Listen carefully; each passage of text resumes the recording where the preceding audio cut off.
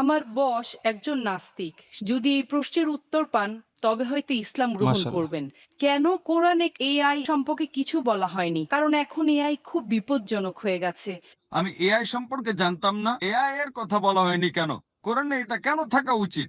এটি ঈশ্বরের পক্ষ থেকে নয়, তা প্রমাণ করার জন্য আপনাকে ভুল খুঁজে বের করতে হবে। আসসালামু আলাইকুম।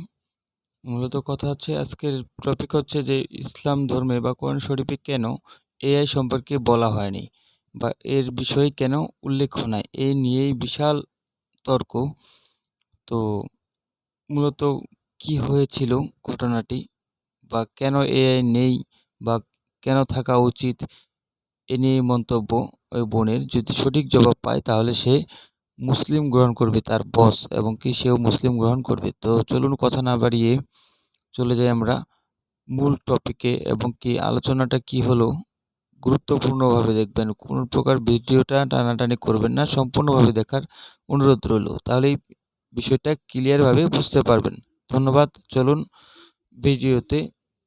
আমার বস একজন নাস্তিক। সে কোনো ধর্ম মানে না। কিন্তু তিনি কিছু প্রশ্নগুলো আমাকে করেছেন। তিনি বলেছেন যদি এই প্রশ্নের উত্তর পান তবে হয়তো ইসলাম গ্রহণ করবেন। আমার বস বলেছেন কেন কোরআনে কৃত্রিম বুদ্ধিমত্তা, এআই এবং কম্পিউটার প্রযুক্তি সম্পর্কে কিছু বলা হয়নি? কারণ এখন এআই খুব বিপজ্জনক হয়ে গেছে। এটি অনেক কিছু করতে পারে, যে কোনো কিছুর সিদ্ধান্তও নিতে পারে। আমার বস এই ব্যাপারে খুব কৌতূহলী। ধন্যবাদ। আপনার বসকে বলুন কোরআন কোনো সায়েন্সের বই নয়। SCIENCE। যদি কোরআন সায়েন্সের বই হতো তবে এটি বিশাল আকারের হতো। এই যে ভবনটি দেখছেন এর ভেতরে যত বই রাখা সম্ভব সব বই মিলেও এর সমান হতো না। যদি কোরআন বিজ্ঞানের হ্যাঁ, বই রাইট। হতো আর এতে সব বৈজ্ঞানিক তথ্য উল্লেখ করা থাকতো, তাহলে হুম। কোরআন এতটা বিশাল হয়ে যেত যে আপনি কোনোদিনও তা পড়ে শেষ করতে পারতেন না। কোরআন কোনো সায়েন্সের বই নয়। সায়েন্স, আপনি যদি জিজ্ঞাসা করেন কোরআনে কি লেখা আছে 2 আর 2 মিলে 4 হয়, না, কোরআন কোনো সায়েন্সের বই নয়। এটি নিদর্শনের বই। SIGNS। তাই আমাদের দেখতে হবে কোরআনে যা কিছু বলা হয়েছে তা যেন ভুল না হয়।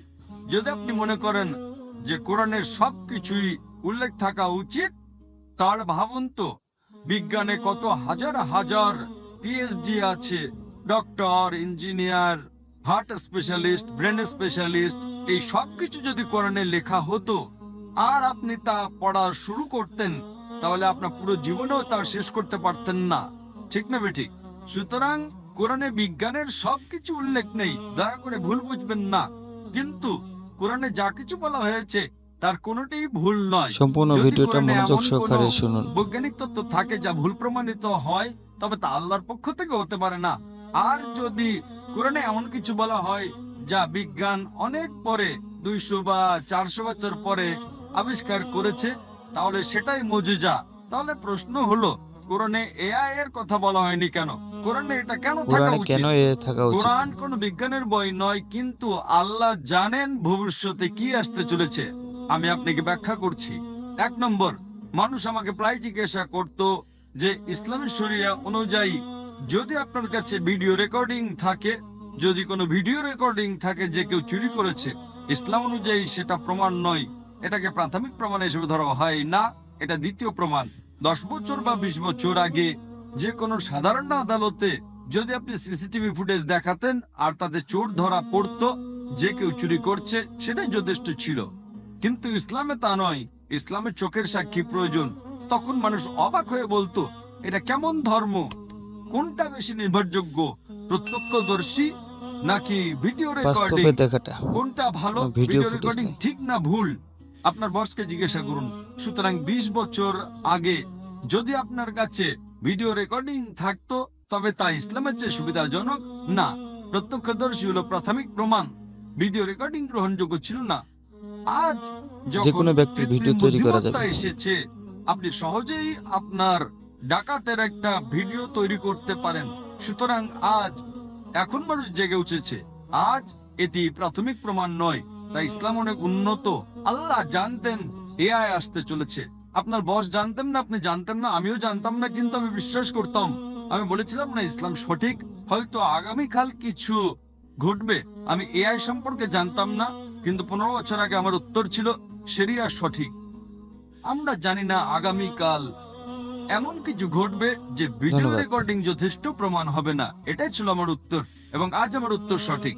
সুতরাং আল্লাহ এআই সম্পর্কে জানেন, তাই ভিডিও রেকর্ডিং প্রাথমিক প্রমাণময়। প্রত্যক্ষদর্শী হলো প্রাথমিক প্রমাণ। সুতরাং আল্লাহ এআই সম্পর্কে জানেন। যদি তিনি সবকিছু লিখতে শুরু ধন্যবাদ। করেন, আপনি ছোট কোরআনই পড়েননি, আপনি চিকিৎসা, ভ্রূণতত্ত্বে সবকিছু সম্পর্কে কি পড়বেন? না, এটি টেলিগ্রাফিক মেসেজ।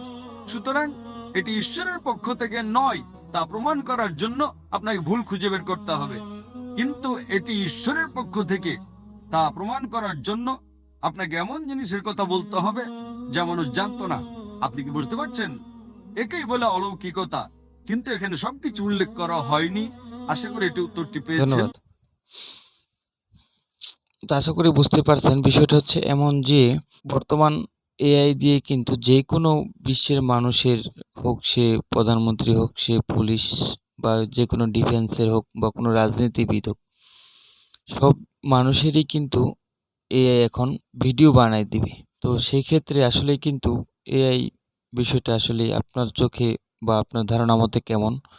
অবশ্যই অবশ্যই কমেন্ট করে জানাবেন যে আসলেই এআই দিয়ে কিন্তু ভালো মন্দ সব ধরনেরই ব্যবহার করা যাবে। যদি আপনি সঠিকভাবে ব্যবহার করেন তাহলে সঠিক, আর যদি খারাপ ব্যবহার করেন তাহলে খারাপ। বিষয়টা হচ্ছে যে আসলেই এআই আর হচ্ছে স্বয়ংসম্পূর্ণ আপনি কিংবা আমি কিন্তু নিজ চোখে দেখার সাক্ষী আর হচ্ছে ভিডিও ধারণের এক্ষেত্রে যে বিষয়টা, সেটা কিন্তু আসলেই ভিডিও অনেক ধরনেরই এআই দিয়ে কিন্তু বানানো সম্ভব। আসলে কিন্তু এআই দিয়ে ভিডিও বানানো সম্ভব, যে কোনো মানুষেরই হোক, হোক সে কোনো রাজনীতিবিদ কিংবা কোনো ডিফেন্সের হোক, কিন্তু আসলে এটা এআই দিয়ে বানানো যায়, সম্ভব বর্তমান সময়ে। আগে যদিও ছিল না এআই, যতদিন ধরে এআই এসেছে ভয়েস, ফেস কিছু করা যায় এআই এর মাধ্যমে। তো আমরা মূলত এআই বিষয় নিয়ে সেরকম আমি আমার মতে আমি ইন্টারেস্ট না।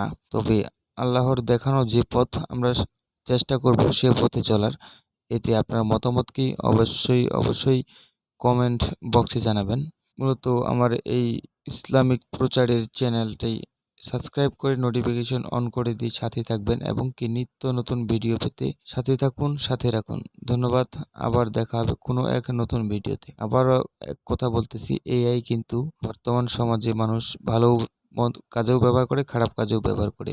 অতএব আপনার মতামত কি, তাহলে অবশ্যই কমেন্ট করে জানাবেন। ধন্যবাদ। আসসালামু আলাইকুম।